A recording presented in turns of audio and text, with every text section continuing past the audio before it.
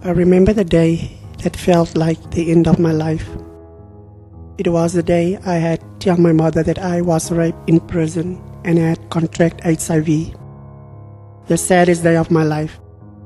Entering prison for the first time as a waiting trial, I did not know what to expect. There were prisoners speaking loudly and wardens shouting and walking around. It looks and sounds like a dangerous place. When I entered at the reception area, one of the wardens said to another warden, "Here's the rubbish." He was talking about me. I did not know what to say. They booked me in and sent me to a waiting cell. When I entered the cell, it was small with too many people, gang members. I felt like a fish squashed into a tin. It smelled rotten. I waited in the corner of the cell for the gangsters to tell me where to go. I was confused, scared, afraid. In fact, I did not know what to feel. I was then called to the shower where one of the gangsters was sleeping, and I thought something really bad is going to happen.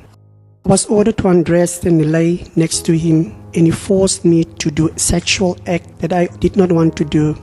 I could not fight back, although I wanted to. I was paralyzed by fear, pain, and I felt dirty. He was totally in control of me, and he forced himself inside me and raped me. The pain was excruciating.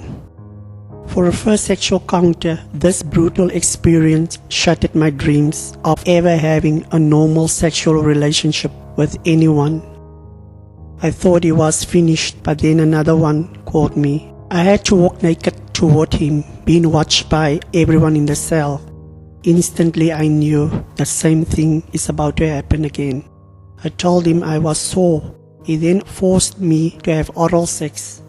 I wanted to vomit, but I had no choice but to swallow. I felt empty and alone. The next day, I reported that I was raped. They took me to the sister at the hospital in the prison. I thought I will get help, but all the sisters said was, "Go and wash your stinking body." I felt so ashamed. I was given no medical treatment whatsoever. The warden sent me to the priest who said I must repent. Social worker refused to help me. "I can only help sentence prison," she said.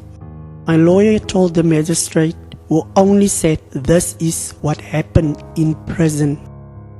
I realized no one wanted to help me. They wanted me to accept my situation.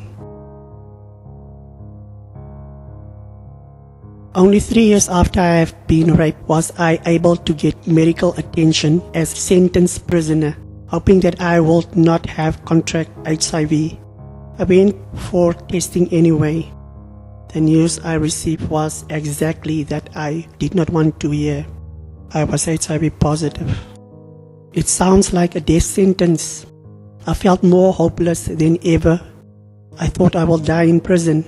It was like I didn't exist anymore. For years, the psychologist put me on medication I did not even know what it was. It put me in a haze, and the psychologist didn't help me recover from the rape. If I was given proper help by all the different people I reported to, I would have been able to start healing even when I was in prison. Coming out of prison was difficult, but I continued to seek help. Some people were supportive, others were not.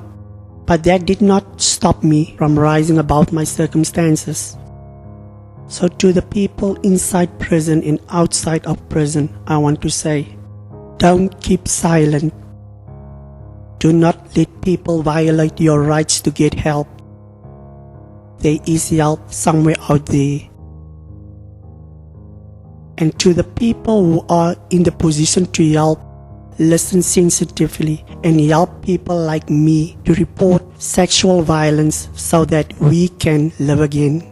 And the Department of Correctional Services stop this from happening to other people.